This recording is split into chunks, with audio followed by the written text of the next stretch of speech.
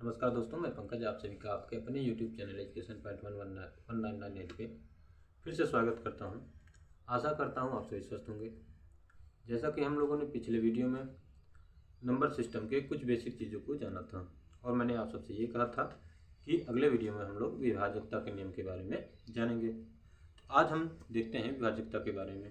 तो देखिए यहाँ पे विभाजकता के नियम में सबसे पहला आता है दोष विभाजकता का नियम। दोष विभाजकता का नियम क्या है? जिस संख्या का इकाई अंक 0 या कोई सम संख्या हो तो वे सभी संख्याएं क्या होती हैं? दोष विभाज्य होती हैं। यानी कि कोई भी संख्या हो उसका इकाई अंक जो हो वो 0 होना चाहिए या फिर कोई सम संख्या होना चाहिए। सम संख्या के बारे में हम लोगों ने कल देखा था कि जो संख्या 2, 4, 6, 8, 10, 12 इस क्रम में हो तो वो सारी संख्याएं सम संख्या कहलाती हैं। तो जिन संख्याओं का इकाई अंक 0 हो या फिर सम संख्या हो उसे क्या कहेंगे? वो संख्या जो होगी वो दोषी विभाज्य हो जाएगी। चलिए देखते हैं। जैसे कि 892 लिखा है, 570 लिखा है, 496 लिखा है, 1028 लिखा है। तो इन सभी संख्याओं का जो इकाई अंक है वो क्या है? या तो सम संख्या है या फिर क्या है? 0 है। देखिए इन सारे संख्याओं का क्या है? इकाई अंक या तो सम संख्या है या 0 है। तो वो सारी संख्याएं क्या कहलाती हैं? वो सारी संख्याएं ये जो है 2 से कट जाएंगी। चलिए हम लोग देखते हैं। जैसे यहाँ पर अगर हम देखें तो ये 892 लिखा है। इसको हम लोग देखते हैं। 2 चौके 8 कट गया, बचा 9। फिर 2 चौके 8 आया 1, 2, 2 छम 12 कट गया। तो देखिए जो पूरा कट जाए यानी कि शेषफल 0 आ जाए तो वो संख्या क्या होगी? पूरा विभाजित हो जाएगी। तो देखें हमने कि 892 जो है जब हमने इसको 2 से भाग दिया तो कितना आया? शेषफल 0 आया, यानी कि ये पूरा विभाजित हो गया। चलिए आगे हम लोग देखते हैं 3 से विभाजकता का नियम। 3 से विभाजकता के नियम में क्या है कि किसी भी संख्या के अंकों का योग 3 से विभाज्य हो जाए तो सभी संख्याएं 3 से विभाज्य हो जाएंगी। यानी कि कोई भी संख्या हो उनके अंकों को जोड़ेंगे और जोड़ने के बाद जो भी आएगा वो सारी वो संख्या जो योगफल आएगा वो योगफल 3 से विभाजित हो जाए। यदि वो योगफल 3 से विभाजित हो जाती है तो सभी संख्या वो जो संख्या होगी वो 3 से विभाजित हो जाएगी। चलिए जैसे देखते हैं 849 लिखा है। अब इस 849 के सारे अंकों का योग करेंगे हम। 8 + 4 + 9, 8 4 12, 12 और 9 21। जो 21 है ये 3 से कट जाएगी। तो देखते हैं क्या 849 भी 3 से कटती है। देखिए 849 को हम लोग 3 से काटते हैं। 3 दूनी 6, 2 शेष आया 24 हो गया। 3 अट्ठे 24 कट गया। अब बचा क्या? 9। तो 3 त्रिके 9। देखिए शेषफल 0 आया। इसका अर्थ ये है कि जो 849 है ये सारी ये 3 से कट गया। तो जिनके अंकों का योग 3 से विभाजित हो, देखिए जैसे हमने ये देखा ये 3 से विभाजित हो गया, यानी कि ये पूरा संख्या भी क्या हो गया? 3 से विभाजित हो गया। अब हम आगे देखते हैं 4 से विभाजकता का नियम। 4 से विभाजकता के नियम में क्या लिखा है? किसी भी संख्या के इकाई व दहाई के स्थान पर 0 हो या फिर इनसे बनी संख्या यदि 4 से विभाज्य हो तो वह संख्या क्या हो जाएगी? 4 से विभाजित हो जाएगी। इसका मतलब ये है कोई भी संख्या हो उसके इकाई और दहाई पे या तो 0 हो या फिर ऐसी कोई संख्या हो जो 4 से विभाजित हो तो वो संख्या क्या होगी? वो 4 से विभाजित हो जाएगी। जैसे यहाँ पे देखिए इसके इकाई और दहाई से बनी संख्या जो है ये 48 है और यहाँ पे कितना है? 76 है। यहाँ पे 2 0 है और यहाँ पे कितना है? 36 है। तो हम लोग देख रहे हैं कि इसके इकाई और दहाई पे 0 है या फिर जो भी संख्याएं हैं वे सभी संख्याएं क्या होंगी? 4 से विभाज्य हो जाएंगी। तो ये जो संख्या है यानी कि 88,548 जो है या फिर 776 या फिर 5500 या फिर 2236 है, ये भी क्या होगी? 4 से विभाज्य हो जाएगी। चलिए हम लोग आगे देखते हैं। 5 से विभाजकता का नियम।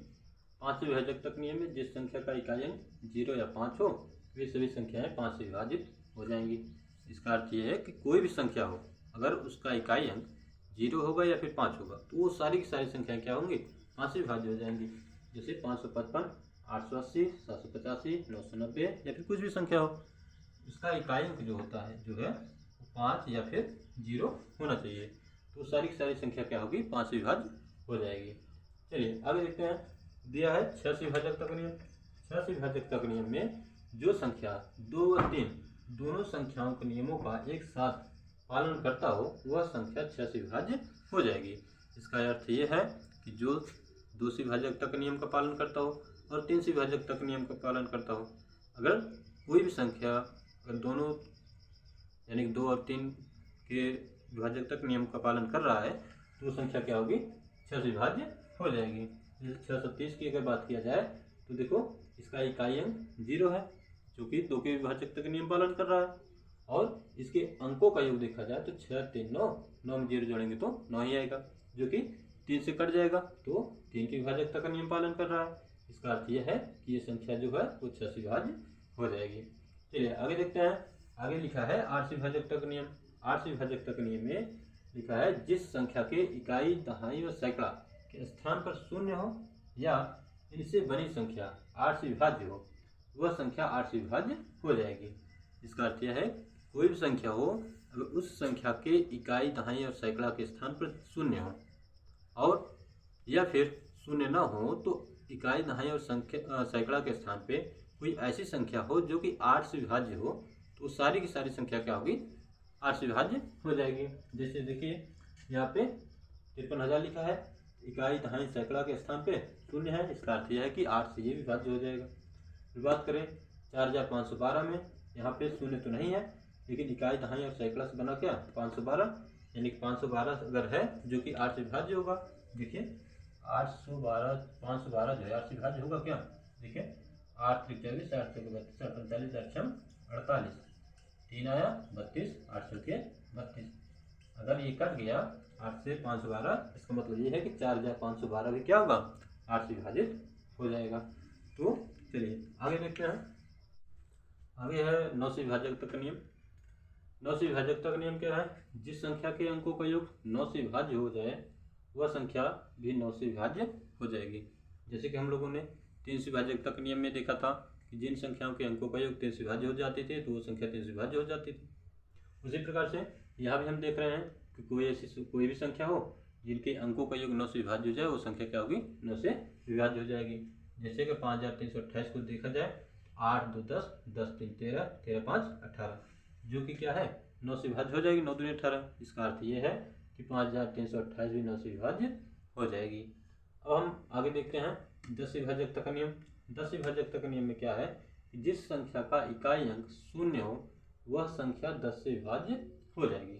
यानी कि संख्या कोई भी हो यदि उस संख्या का इकाई अंक अगर शून्य है तो वो संख्या पूरा 10 से विभाज्य हो जाएगी। जैसे 880, 530, 970 में हम देख रहे हैं इसका इकाई अंक कितना है, शून्य है। इसका अर्थ ये है कि ये सारी संख्याएं क्या होंगी, 10 से विभाज्य हो जाएंगी। अब बात करते हैं 11 से विभाजकता का नियम। ये इसको थोड़ा समझना जरूरी है। देखते हैं कि 11 से विभाजकता का नियम क्या है। इसमें लिखा है किसी संख्या के विषम स्थान के अंकों का योग तथा सम स्थान के अंकों का योग का अंतर 0 या 11 या 11 से विभाज्य कोई संख्या हो तो वह संख्या क्या होगी, 11 से विभाज्य हो जाएगी। अब बात करते हैं इसमें समस्थान और विषम स्थान क्या है। अगर देखा जाए जैसे 9856 है तो ये देखो ये पहले स्थान पे है, ये दूसरे स्थान पे, ये तीसरे स्थान पे और ये चौथे स्थान पे। हम लोगों ने जाना था कि विषम क्या होता है, सम क्या होता है।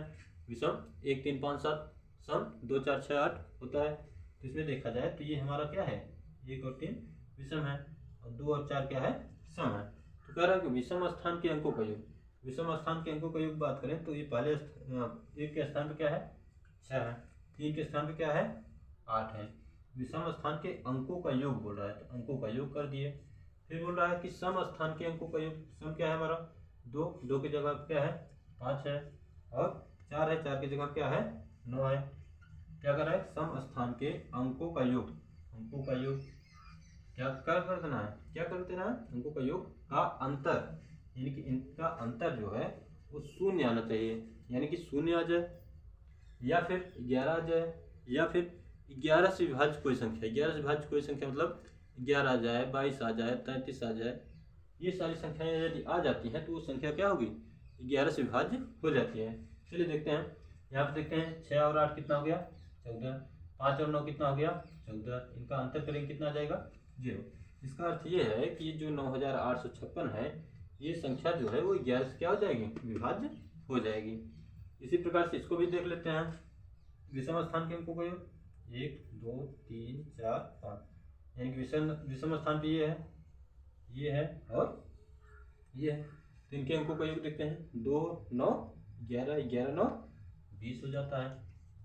विषम स्थान के अंकों का योग 2 और 4 के स्थान क्या है, 1 और 8 है। 1 और 8 को जोड़ेंगे कितना आ जाएगा, 9 हो जाएगा। इन दोनों का अंतर कितना हो जाएगा, 11 आ जाएगा। तो मैंने बताया कि जो इनके विषम स्थान के अंकों का योग और सम स्थान के अंकों का योग कितना होना चाहिए, या तो 0 आ जाए, या तो 11 आ जाए, या फिर 11 से विभाज्य कोई संख्या हो। तो यहाँ पर क्या आ गया, 11 आ गया। इसका अर्थ यह है कि ये 98,912 भी क्या हो गया, 9 से विभाज्य, 11 से विभाज्य हो जाएगा। तो ये रही आपकी विभाजकता का नियम। हम लोगों ने 2 से लेके 11 तक विभाजकता के नियम के बारे में जाना। अगर इसमें आप सबको कोई समस्या हो तो आप कमेंट करके हमको बता सकते हैं। अच्छा हाँ, इतना कहना चाहते हैं आप लोगों से कि अभी हमारे द्वारा जो बनाया गया वीडियो है, इसमें थोड़ा क्वालिटी में कमी होगी और अभी बहुत अच्छी व्यवस्थाएं नहीं है, क्योंकि अभी हमने नया शुरू किया है। तो धीरे धीरे चीज़ें और भी बेहतर होती जाएंगी। तब तक के लिए हमें आपसे क्षमा चाहते हैं। और अगर हमारा वीडियो अगर आप लोगों को पसंद आया हो तो प्लीज़ लाइक करें, कमेंट करें एंड शेयर करें। Thank you.